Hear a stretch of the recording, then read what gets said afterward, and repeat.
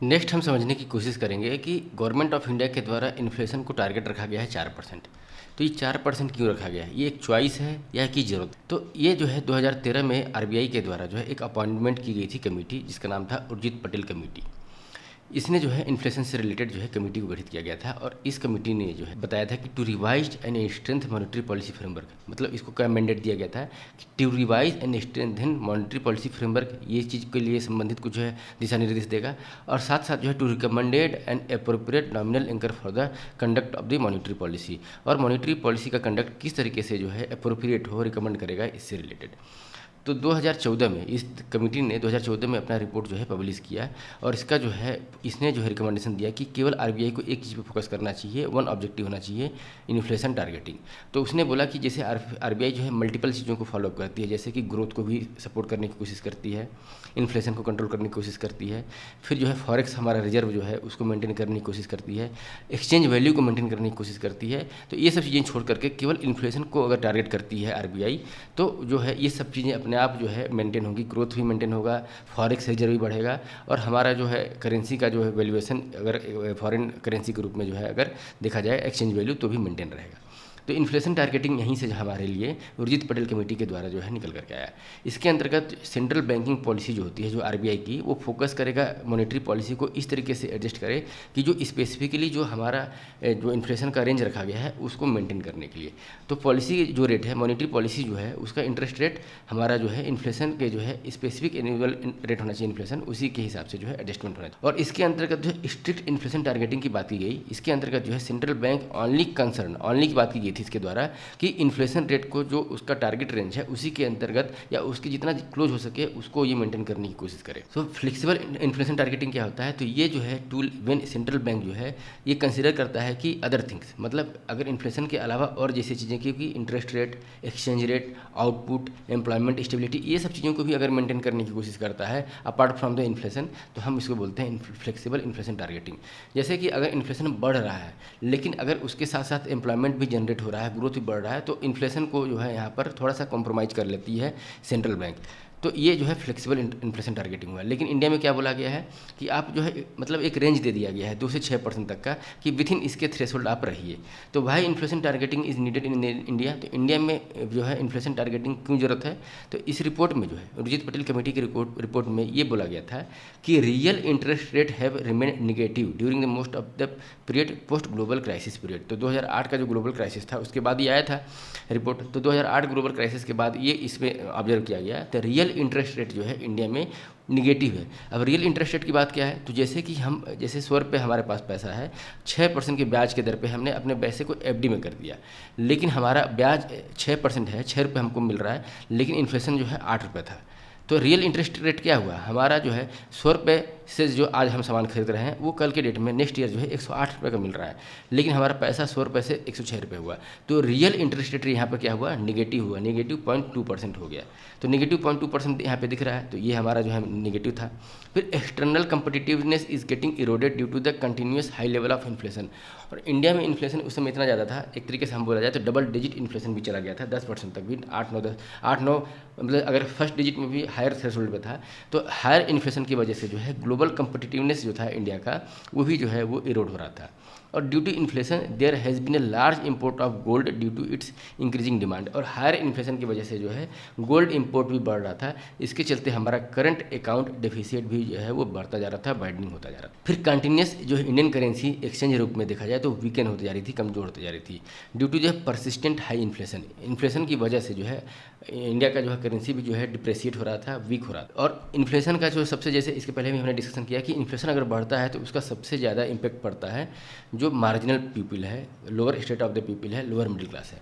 तो राइज जो है इनकम इनिक्विटी जो है वो इंडियन इकोनॉमी में बढ़ता जा रहा था और जो है इसको रिड्यूस करने के लिए इन्फ्लेशन टारगेटिंग चाहे इन्फ्लेशन कंट्रोल करने के लिए इसमें बात की गई। फिर जो है सीपीआई और WPI as a nominal anchor of the inflation targeting. फिर ये हुआ कि सीपीआई और डब्ल्यूपीआई किसको जो है नॉमिनल एंकर मतलब जो इन्फ्लेशन को टारगेटिंग करने के लिए यूज़ किया जाए, तो इस कमेटी के द्वारा जो है रिकमेंड किया गया कि CPI combined consumer price index urban और रूरल दोनों को मिलाकर के जो कंबाइंड आता है, हम उसको जो है अडॉप्ट करें और उसको जो है इन्फ्लेशन टारगेटिंग के रूप में रखें, ऐसा उर्जित पटेल कमेटी के द्वारा बोला गया था।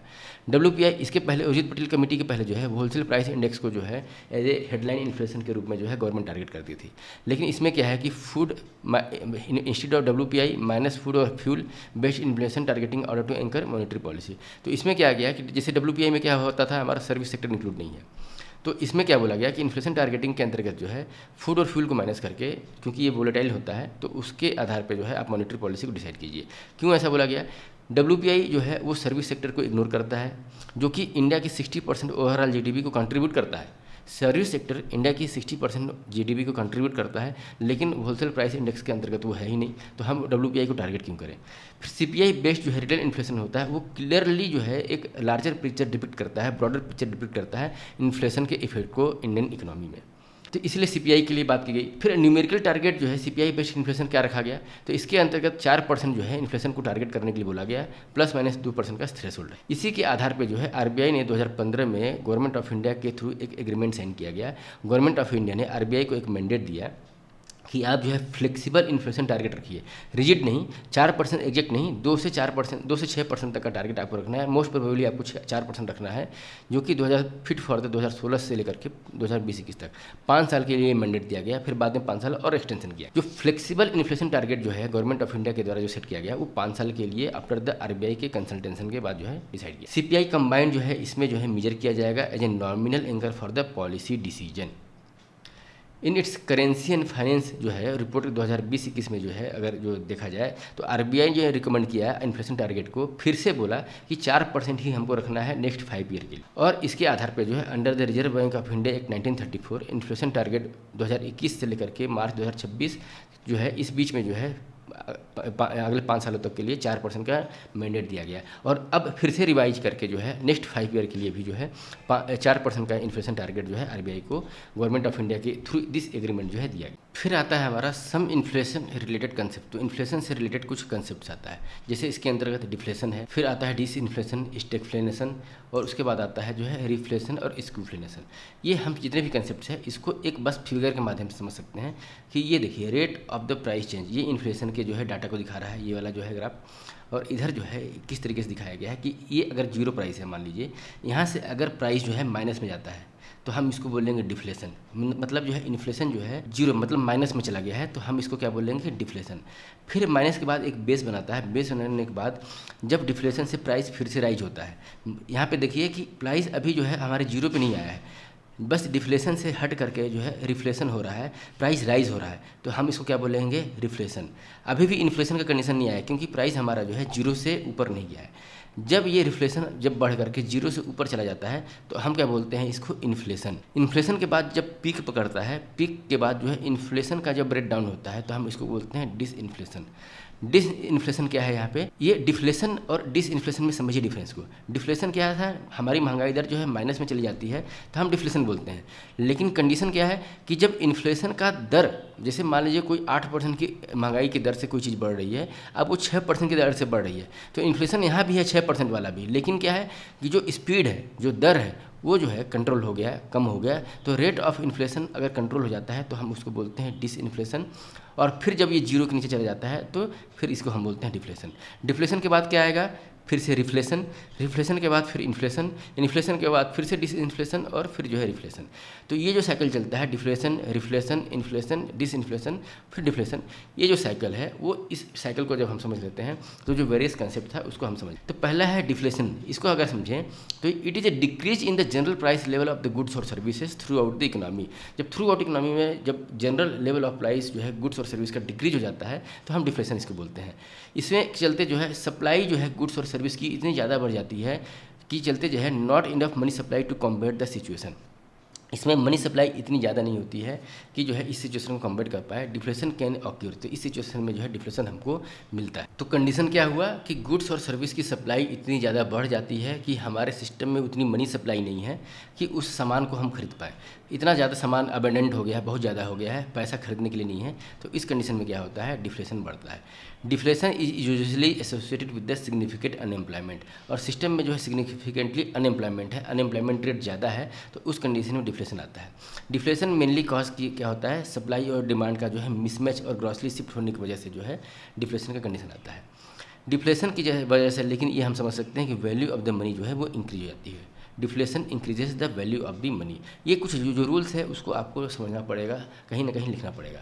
डिफ्लेशन क्यों होता है, गुड्स और सर्विस की सप्लाई बहुत बढ़ गई, मनी सप्लाई कम हो गया। मनी सप्लाई कम मतलब वैल्यू ऑफ द मनी जो है यहाँ पे बढ़ गया। डिफ्लेशन जो है निगेटिवली जो है इन्फ्लेशन को हम डिफ्लेशन भी बोलते हैं, और it is invariably associate with the recession. और डिफ्लेशन का मतलब क्या होता है, ये रिसेशन से एसोसिएटेड होता है और इकोनॉमी में निगेटिवली जो है इम्पेक्टेड करता है, इकोनॉमिक ग्रोथ को निगेटिवली जो है ये प्रमोट करता है। रिसेशन क्यों एसोसिएटेड होता है, अब देखिए क्या है कि मान लीजिए कोई चीज़ आज 100 रुपये में मिल रही, ठीक है, फिर वो 90 रुपये में मिलने लगी, फिर 80 रुपये में मिलने लगी। डिफ्लेशन का मतलब यही हुआ ना कि आपका 100 रुपये की चीज़ जो है नेक्स्ट ईयर 90 रुपये में हो गई, 90 रुपये की चीज़ अगले साल जो है वो 80 रुपये में मिलने लगी। तो यहाँ पर क्या हो रहा है कि चीज़ों का दाम घटता जा रहा है। घटने की वजह से मान लीजिए कोई व्यक्ति इस 90 रुपये की चीज़ को खरीदना चाह रहा है, नेक्स्ट ईयर देखा कि वो 80 रुपये हो गया, तो वो खरीदने की बजाय क्या वेट करेगा कि वो 70 रुपये हो जाएगी तब मैं खरीदूंगा। और नेक्स्ट ईयर अगर वो 70 हो गया, 70 रुपये हो गया, तो वो 60 रुपये का वेट करेगा। इसके चलते क्या होगा, सिस्टम में डिमांड जो है वो कम हो जाएगा। सिस्टम में जब डिमांड कम हो जाएगा तो फैक्ट्रियाँ क्या है, आउटपुट नहीं देंगी, से फैक्ट्रियों का आउटपुट प्रोडक्शन जो है वो बंद हो जाएगा। जब आउटपुट और प्रोडक्शन बंद होगा तो फिर क्या होगा कि अनएम्प्लॉयमेंट रेट बढ़ने लगेगा, और अनएम्प्लॉयमेंट रेट बढ़ने लगेगा, गवर्नमेंट का टैक्स जो है वो कलेक्शन कम होने लगेगा, आउटपुट जो है बहुत ज़्यादा निगेटिवली हो जाएगा। तो इसके चलते जो है हमारा जो है रिसेशन का कंडीशन आ जाएगा। सिस्टम में, इकोनॉमी में डिमांड हमेशा बने रहना चाहिए, इसीलिए बोला जाता है कि इन्फ्लेशन एक पर्टिकुलरली रेंज में होना चाहिए। इन्फ्लेशन से ज़्यादा नुकसानदायक है डिफ्लेशन। जितना इन्फ्लेशन नुकसान नहीं करता है उससे ज़्यादा नुकसान हमको डिफ्लेशन करता है, अगर इकोनॉमिक के पर्सपेक्टिव से समझाएं। तो डिफ्लेशन को कंट्रोल करने के लिए गवर्नमेंट क्या करता है, तो मनी सप्लाई को बढ़ाया जाता है गवर्नमेंट के द्वारा। तो मनी सप्लाई कैसे बढ़ाया जाएगा, तो गवर्नमेंट अपने एक्सपेंडिचर को बढ़ाती है, गवर्नमेंट सब्सिडी देती है, गवर्नमेंट सस्ते दामों पे जो है लोन देने के लिए, सुविधाएं देने के लिए कोशिश करती है, सैलरीज रिवाइज करती है। फिर बैंक जो है वो अपने रेट को जो है नीचे कर देता है, डाउन कर देता है। बैंक जो है रेपो रेट, बैंक रेट, ये सब चीज़ों को जो है कम करेगा ताकि जो है लोन लेना सस्ता हो। लोन व्यक्ति XYZ पर्सन जो है और ज़्यादा लोन ले, रेपो रेट कम करे ताकि लोन सस्ता हो, तो इससे सिस्टम में जो है डिमांड फिर बढ़ेगा। गवर्नमेंट जो है और करेंसी को जो है प्रिंट करती है। यहाँ पर क्या हो रहा था कि हमारी करेंसी की वैल्यू जो है वो बढ़ रही थी, मनी की वैल्यू बढ़ रही थी। करेंसी को और ज़्यादा अगर सप्लाई बढ़ा दी जाएगी अगर प्रिंट करके, तो थोड़ा सा जो है ये चीज़ें जो है कंट्रोल। और decrease tax to the boost demand, और जो है गवर्नमेंट अपने टैक्स को भी कम करती है, जिसके चलते नेट डिस्पोजेबल इनकम व्यक्ति के पास ज़्यादा जाए, एक ह्यूमन बीइंग के पास ज़्यादा जाए, जिससे कि जो है डिमांड हमारा बढ़े। फिर नेक्स्ट टॉपिक आता है हमारा इसमें डिसइन्फ्लेशन से रिलेटेड। तो डिसइन्फ्लेशन क्या होता है कि जैसे हमने समझा कि डिफ्लेशन जो है जब हमारी महंगाई 0 से नीचे चली जाती है तो हम उसको डिफ्लेशन बोलते हैं। डिसइन्फ्लेशन को हमने समझा जाता है कि इन्फ्लेशन का जो रेट है वो कम हो जाना, हम उसको बोलते हैं डिसइन्फ्लेशन। तो डिसइन्फ्लेशन को शब्द में समझा जाए तो rate of the change of the inflation over the time जो है इन्फ्लेशन का दर घट जाना, इन्फ्लेशन का रेट घट जाना, हम उसको बोल लेंगे disinflation. In this case inflation जो है रेट जो है वो डिक्लाइन होता है over the period of time, और लेकिन पॉजिटिव रहता है, निगेटिव नहीं जाता है। जो है हमारा disinflation, under the disinflation the rate of inflation fall and tends toward zero but never become negative. Zero की तरफ बढ़ता है, यहाँ तक कि जीरो भी नहीं होता है और निगेटिव तो होता ही नहीं है, तो इसको हम बोलेंगे डिसइन्फ्लेशन। स्टैगफ्लेशन क्या कंडीशन होता है, तो स्टैगफ्लेशन जो है वो इमर्ज होता है। हमने फ्लिप कर्व में समझा था कि स्टैगफ्लेशन क्या है। फ्लिप कर्व जो है स्टैगफ्लेशन के चलते जो है अगर स्टैगफ्लेशन सिचुएशन होता है तो फ्लिप कर्व उसको फॉलो नहीं करता है। फ्लिप कर्व क्या था, हमारा अनएम्प्लॉयमेंट और इन्फ्लेशन का कोरिलेशन था कि हमारा अगर इन्फ्लेशन बढ़ता है तो अनएम्प्लॉयमेंट रेट घटेगा।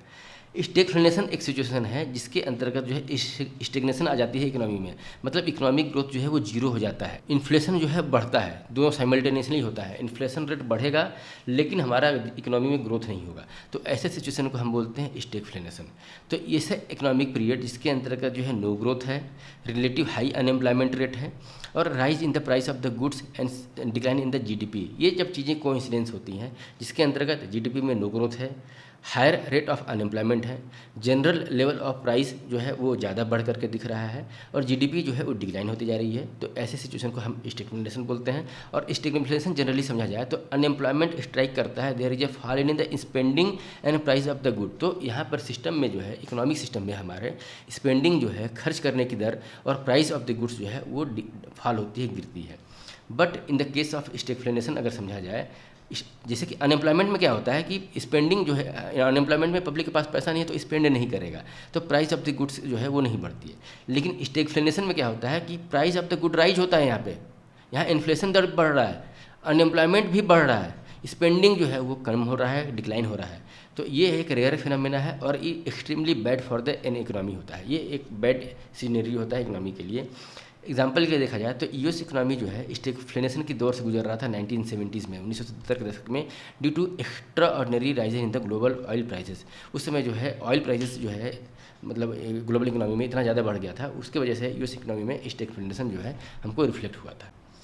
फिर जो है इसके बाद हमारा आता है रिफ्लेशन। रिफ्लेशन जैसे कि हमने समझा कि ये एक फिनोमेना है जिसके अंतर्गत इन्फ्लेशन जो है अपने डिफ्लेशन वाले सिस्टम से उससे रिटर्न हो जाता है। मतलब डिफ्लेशन वाला जो सिनेरियो था ये वाला, इससे निकल करके उससे ऊपर उठ करके इन्फ्लेशन की तरफ जो है बढ़ता है। जब इन्फ्लेशन डिफ्लेशन से इन्फ्लेशन के बीच में प्राइस राइज होता है तो उस कंडीशन को हम बोलते हैं रिफ्लेशन। ये इंडिकेट करता है कि इकोनॉमिक ग्रोथ जो है वो अपने बैक ट्रैक पे आ रही है, अपने ट्रैक पे आ रही है। इन द सेंस इन्फ्लेशन की तरफ जो है, अगर डिफ्लेशन से कंडीशन इन्फ्लेशन की तरफ बढ़ रहा है तो हम उसको रिफ्लेक्शन बोलते हैं, इकोनॉमी अपने पटरी पे आ रही है। दूसरा है स्क्यूफ्लेशन।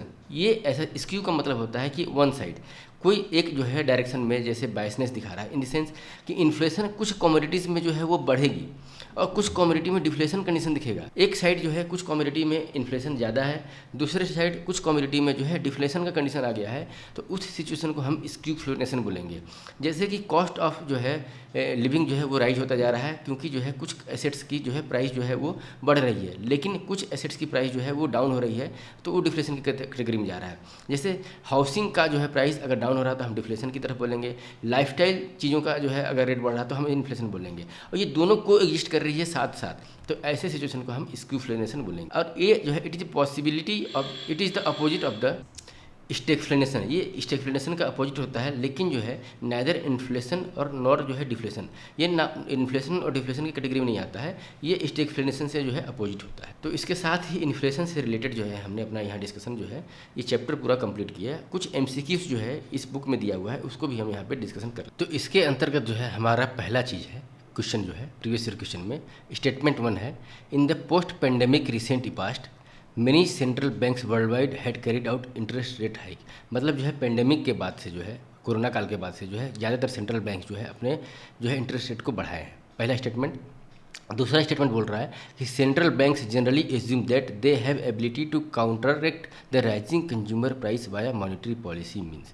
तो इसके अंतर्गत जो है पहला पूछ रहा है कि दोनों स्टेटमेंट, वन स्टेटमेंट और दूसरा स्टेटमेंट जो है करेक्ट है, और दूसरा स्टेटमेंट जो है करेक्टली एक्सप्लेन कर रहा है स्टेटमेंट 1 को। दूसरा बोथ स्टेटमेंट जो है वो सही है, लेकिन जो है सेकंड स्टेटमेंट जो है वो दूसरे को जो है फर्स्ट को जो है एक्सप्लेनेशन नहीं कर रहा है। फिर जो है स्टेटमेंट 1 करेक्ट और जो है दूसरा स्टेटमेंट इनकरेक्ट। फिर जो है अपना डी जो है ये बता रहा है कि फर्स्ट स्टेटमेंट जो है इनकरेक्ट है और जो है सेकंड स्टेटमेंट जो है वो करेक्ट है।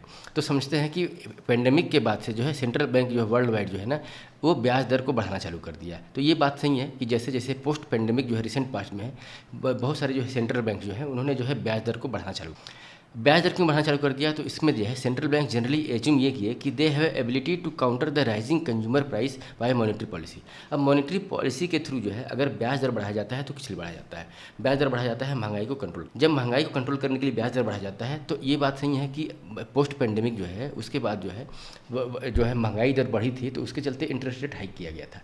इंटरेस्ट रेट हाइक करने का कारण मॉनेटरी पॉलिसी के थ्रू जो है इन्फ्लेशन को कंट्रोल करना। तो ये जो है इसमें दोनों ऑप्शन हमारे सही हैं, और जो सेकंड ऑप्शन जो है फर्स्ट को करेक्टली एक्सप्लेन कर रहा है। फिर सेकंड नंबर क्वेश्चन है, which of the following activities of the Reserve bank of India is considered to be the part of sterilization.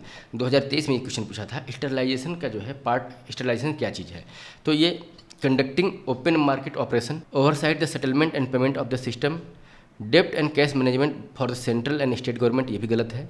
और regulating the functioning of the non banking financial institution, ये भी नहीं है। तो stabilization जो है एक तरीके से जो है लिक्विडिटी को एडजस्ट करने के लिए, एक्सेस लिक्विडिटी जो सिस्टम थी उसको कंट्रोल करने के लिए जो है आरबीआई के द्वारा जो है ओपन मार्केट ऑपरेशन किया गया था। तो ऑप्शन हमारा ये हो जाएगा ए। फिर तीसरा क्वेश्चन है हमारा, इन विच of the following which one of the following is responsible for the maintaining price stability by controlling inflation। तो जो है price stability by controlling inflation के लिए कौन सा चीज़ इसे रिस्पॉन्सिबल है। तो ऑप्शन दिया हुआ है हमारा department of consumer affair, expenditure management commission, financial stability and development council, reserve bank of India. 2022 में क्वेश्चन पूछा था कि कौन सा इंस्टीट्यूशन जो है प्राइस स्टेबिलिटी को मेंटेन करने के लिए रिस्पॉन्सिबल है। तो मॉनिटरी पॉलिसी के लिए थ्रू जो है आरबीआई जो है इस चीज़ को मेंटेन करती है। फिर चौथा क्वेश्चन है हमारा, with reference to Indian economy consider the following statement. If the inflation is too high, reserve bank of India RBI is likely to buy government security, पहला ऑप्शन है। दूसरा ऑप्शन है, if the RBI is rapidly depreciating, if the rupees is rapidly depreciating, RBI is likely to sell dollar in the economy. फिर तीसरा option दिया हुआ है, if interest rate in the USA और European Union where fall that is likely to induce RBI to borrow buy dollar. तो देखिए क्या है कि अगर इंटरेस्ट रेट जो है यूएसए और यूरोपियन यूनियन में फॉल होता है, मतलब इंटरेस्ट रेट घटता है, तो यहाँ पे जो है लाइकली इंड्यूस जो है आरबीआई के द्वारा जो है डॉलर को बाई किया जाएगा, क्योंकि वहाँ पे इंडिया को डॉलर जो बाई करना सस्ता पड़ेगा। तो ये आंसर जो है हमारा तीसरा सही है। इसके अलावा बाकी जो दो ऑप्शन थे उसको भी हम देखते हैं। तो इनमें जो है पहला वाला जो ऑप्शन है, if the inflation is too high reserve bank of India is likely to buy government security, ये जो है गलत होगा, टोटली गलत होगा। क्योंकि इन्फ्लेशन अगर हाई है और आरबीआई जो है गवर्नमेंट सिक्योरिटी को बाई करती है तो मनी सप्लाई को और बढ़ाएगी और महंगाई और बढ़ जाएगा। तो पहला हमारा गलत है। दूसरा जो है रुपी रैपिडली डिप्रिसिएटिंग, इसके मतलब जो है आरबीआई जो है डॉलर को सेल करेगा जिससे जो है रुपीज़ अप्रिसिएट हो। तो दूसरा हमारा सही होगा, पहला हमारा गलत होगा। और इसके अलावा जो है तीसरा भी हमारा सही है। तो आंसर हो जाएगा हमारा ऑप्शन बी, 2 और 3 हमारा यहाँ पर सही। फिर नेक्स्ट क्वेश्चन है, with reference to the Indian economy demand pull inflation can be caused by चाहे increase by which of the following. 2021 में एक क्वेश्चन पूछा है कि डिमांड पुल इन्फ्लेशन जो है किस लिए होता है। तो पहला है कि एक्सपांशनरी पॉलिसी, अगर मॉनिटरी पॉलिसी अगर एक्सपांशनरी है तो उसके चलते जो है हमारा डिमांड पुल इन्फ्लेशन होगा। तो डिमांड क्यों बढ़ता है, जब सिस्टम में जो है मनी सप्लाई अगर बढ़ेगी, लोगों के पास परचेसिंग पावर ज़्यादा रहेगी, पैसा रहेगा, तो डिमांड पुल इन्फ्लेशन होगा। तो ये हमारा पहला जो है वो सही है। फिर जो है गवर्नमेंट अगर फिजिकल स्टिमुलस देती है, मतलब पैसे की सप्लाई को बढ़ाती है, तो उसके चलते डिमांड जो है डिमांड पुल इन्फ्लेशन होगा। तो ये भी हमारा सही हो जाता है। फिर जो है इन्फ्लेशन इंडेक्सेशन जो है वेजेस, तो इन्फ्लेशन इंडेक्सेशन के हिसाब से अगर वेज देती है तो डिमांड बढ़ेगा। और चौथा दिया हुआ है इसमें कि higher purchasing power, higher purchasing power तो डेफिनेटली जो है आपके डिमांड को बढ़ाएगा, क्योंकि आपके पास पैसा है तब आप परचेस कर रहे हैं। तो चौथा भी हमारा सही है। और rising interest rate, rising interest rate जो है कभी भी जो है वो डिमांड को नहीं बढ़ाएगा, वो और जो है डिमांड को सप्रेस करता है, क्योंकि आपको जो है लोन महंगा मिलता है, लोन महंगा मिलेगा तो आप जो है लोन जल्दी लेंगे नहीं, तो डिमांड कहाँ से क्रिएट होगा। तो हमारा पाँचवा जो है आंसर गलत हो जाता है। तो पाँचवें को अगर हम एलिमिनेट करते हैं तो ये हमारा डी ऑप्शन गलत हो गया, पाँचवा इसमें दिया है तो सी भी गलत हो गया और बी भी गलत हो गया। तो आंसर हो जाएगा हमारा 1, 2, 4। तो मतलब पहला, दूसरा और चौथा आंसर हमारा सही होगा। फिर छठवां नंबर क्वेश्चन है हमारा कि weight of the food in consumer price index is higher than the wholesale price index. ये हमारा सही है कि जो फूड्स का जो है वेटेज जो है वो कंज्यूमर प्राइस इंडेक्स में होलसेल प्राइस इंडेक्स से ज़्यादा है। ठीक है। फिर WPI does not capture changes in the price of the service which CPI does follow. तो ये हमारा बिल्कुल सही है कि WPI does not capture changes in the service. तो सर्विस जो है WPI में जो है वो इंक्लूड नहीं हो, ठीक है। और जो कि CPI में जो है सर्विस सेक्टर इंक्लूड होता है। तो ये भी हमारा सही है। तीसरा, reserve bank of India WPI को टारगेट करता है मेजर टू इन्फ्लेशन। तो ये हमारा अभी CPI को टारगेट किया जाता है। तीसरा ऑप्शन हमारा गलत हो गया, तो तीसरा एलिमिनेट किए, तीसरा एलिमिनेट किए, तो C और D नहीं होगा। और बाकी 1 और 2, तो आंसर हमारा हो जाएगा A। फिर विच of the following brings out the CPI number of the industrial worker. तो इंडस्ट्रियल वर्कर का जो CPI नंबर किसके द्वारा रिलीज किया जाता है, तो हमने डिस्कशन किया था कि CPI वर्कर जो है वो लेबर ब्यूरो के द्वारा जो है रिलीज किया जाता है। तो आंसर हो जाएगा हमारा। फिर नेक्स्ट क्वेश्चन है 8 नंबर क्वेश्चन। तो with reference to 8 number question, with reference to inflation in India which of the following statement is correct. Inflation से लेकर के कौन सा करेक्ट है।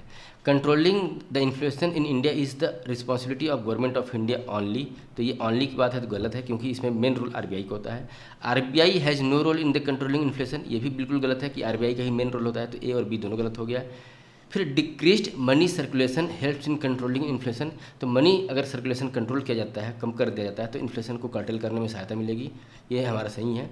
Increase money circulation helps in controlling the inflation, money supply अगर बढ़ाई जाएगी तो इन्फ्लेशन और बढ़ता है, तो ये भी हमारा गलत हो गया, तो आंसर हो जाएगा हमारा ऑप्शन। फिर नेक्स्ट है हमारा क्वेश्चन नंबर 9 कि इसमें देखिए inflation benefits the debtor, inflation benefit the bond holder. तो इसमें हमने पहले ही समझा था कि जो डेप्ट जो उधार लेता है व्यक्ति उसको जो है फ़ायदा होता है, तो ऑप्शन हमारा एक जो है वो सही हो गया। फिर जो है दूसरा बोल रहा है inflation benefit the bond holder, तो बॉन्ड होल्डर को क्या है कि फिक्स रिटर्न मिलता है, कोई बॉन्ड लिया तो 5% 6% उसका फिक्स हो जाता है, और महंगाई अगर 10% से चलेगी तो उसको यहाँ पे नेगेटिव जो है रिटर्न मिलेगा।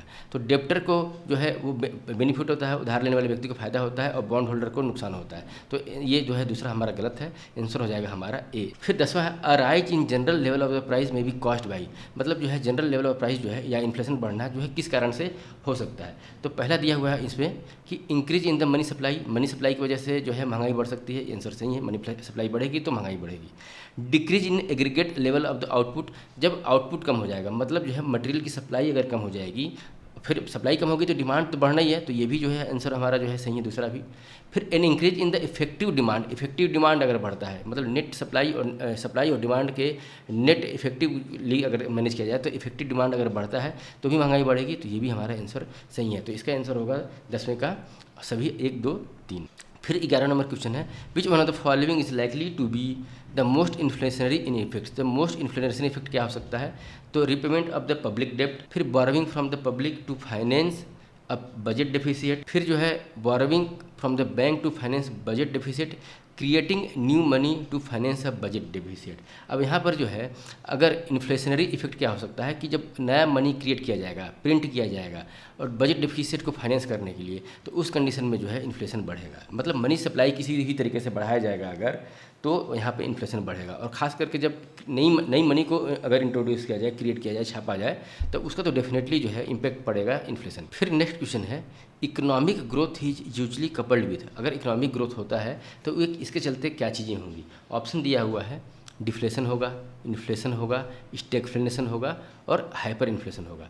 तो हमने जो समझा था तो इसके अंतर्गत जो है इन्फ्लेशन अगर बढ़ता है, एक स्टैग्फ्लेशन तो सबसे ज़्यादा नुकसानदायक है, डिफ्लेशन भी नुकसानदायक है, हाइपर इन्फ्लेशन भी नुकसानदायक है, तो इन्फ्लेशन की कंडीशन में जो है इकोनॉमिक ग्रोथ जो है हमको दिखता है, क्योंकि हमने समझा था कि इन्फ्लेशन फिर अनएम्प्लॉयमेंट फिर इकोनॉमिक ग्रोथ, ये तीनों को जो है हमने जो है अपने एक कर्व के थ्रू जो है समझा था, उस कर्व को जो है आप कमेंट बॉक्स में हम मेरे से शेयर कीजिए, फिलिप्स कर्व नहीं है या है आप मेरे को कमेंट में जरूर। फिर 13वां नंबर क्वेश्चन है a rapid increase in the inflation is sometimes attribute to the base effect, ये बेस इफेक्ट जो होता है रैपिड इंक्रीज इन इन्फ्लेशन जो है वो एट्रीब्यूट करता है, तो ये बेस इफेक्ट क्या है, what is the base effect, question answer दिया हुआ है it is impacted in the drastic deficiency in the supply due to the failure of the crop. Base effect ये बोलता है कि फेलियर ऑफ क्रॉप के चलते सप्लाई रिड्यूस हो जाती है। It is the impact of the surge in the demand due to the rapid economic growth. It is impact of the price level of the previous year on the calculation of the inflation note. None of the statement is above. तो base effect क्या होता है, किसी न किसी year से जो है हम जो है करंट ईयर को कोरिलेट करते हैं, तो बेस इफेक्ट जो है प्रीवियस ईयर से जब हम प्राइस के लेवल को कंपैरिजन करते हैं तब हमको पता चलता है कि इन्फ्लेशन जो है सडनली बढ़ा घटा बढ़ा जो ही हम कैलकुलेट करते हैं, तो आंसर इसका हो जाएगा ऑप्शन। फिर 40 नंबर क्वेश्चन है कि इंडिया जो है परसिस्टेंटली जो है हाई फूड इन्फ्लेशन को जो है रिसेंट पास्ट में जो है बेयर किया है, इसका रीजन क्या है, तो due to gradual switch over to the cultivation of the commercial crops the area under the cultivation of food grains has been steadily decrease in the last 5 year by the about 30%। ये 30% दिया हुआ है कि commercial cultivation की वजह से जो है जो फूड ग्रेन्स का कल्टिवेशन है 30% जो है रिड्यूस हुआ है, ये जो है एक्चुअली ये आंकड़ा दिया हुआ है, ये तो ग्रॉसली जो है वो इनकरेक्ट हो। फिर जो है नेक्स्ट ऑप्शन दिया हुआ है कि as a consequence of the increasing income के बढ़ने की वजह से तो कंजम्पशन पैटर्न ऑफ पीपल जो है वो अंडरग्राउंड जो है चेंज सिग्निफिकेंट चेंज हुआ है कंजम्पशन पैटर्न, क्योंकि इंक्रीज ऑफ द इनकम। फिर the food supply has been structurally constant, और फूड सप्लाई जो है स्ट्रक्चरली कांस्टेंट है, स्ट्रक्चरली हमारे इकोनॉमी के अंतर्गत हमारे सप्लाई चेन में कुछ बाधा है, इसके चलते जो है सप्लाई चेन जो है हमारा जो है वो डिस्टर्ब हो जाता है, तो इसके अंतर्गत जो है तीसरा हमारा ऑप्शन जो है वो तो पहला ऑप्शन जो है हमारा जो है वो गलत था, क्योंकि जो है वो मतलब जो है सही नहीं है, तो उस एलिमिनेशन के माध्यम से भी हमारा जो है आंसर बी हो जाता है, ऑप्शन 2 और 3। फिर नेक्स्ट 15वां नंबर क्वेश्चन है कि WPI in India is available on the monthly basis only जो है इसमें क्वेश्चन दिया हुआ है पहला चीज़। फिर the compare to the CPI industrial worker WPI gives less weightage to the food article. तो इंडस्ट्रियल वर्कर्स जो है पे जो है मतलब जो है फूड आर्टिकल्स का लेस वेट होता है कंपेयर देन WPI के। तो इसका आंसर होगा ऑप्शन बी। ये पहला जो है ऑनली तो गलत ही हो जाता है, तो आंसर जो है ये हमारा। फिर नेक्स्ट क्वेश्चन है, which of the following statement is an appropriate description of the deflation. Deflation को जो है सही तरीके से जो है कौन सा जो है टर्म्स जो है डिफाइन करता है। तो it is sudden fall in the value of the currency against the other currency. तो करेंसी का कुछ नहीं है, तो डिफ्लेशन का मतलब महंगाई से है, तो हमारा जो है पहला आंसर जो है वो गलत हो जाता है, ऑप्शन ए। फिर it is persistent recession in the both financial and real sector of the economy. फिर सी दिया है, it is persistent fall in the general price level of goods और सर्विस। परसिस्टेंट लगातार मतलब परसिस्टेंट मतलब लगातार जो है general price level of the goods और सर्विस का जो है फॉल होना। चौथा है, it is fall in the rate of the inflation over a period of time. तो fall of rate of the inflation को हमने क्या समझा था, डिसइन्फ्लेशन से समझा, डिसइन्फ्लेशन से। तो डी भी हमारा गलत हो जाता है, आंसर हो जाएगा हमारा सी, जो कि हमारा क्वेश्चन है डिफ्लेशन से रिलेटेड, तो आंसर होगा हमारा सी। तो इसके साथ ही इन्फ्लेशन से रिलेटेड हमारा जो है ये पूरा टॉपिक खत्म हुआ। प्रीवियस ईयर क्वेश्चन भी जो इसमें दिया हुआ है उसको भी हमने यहाँ पे कंप्लीट किया। Thank you very much for kind.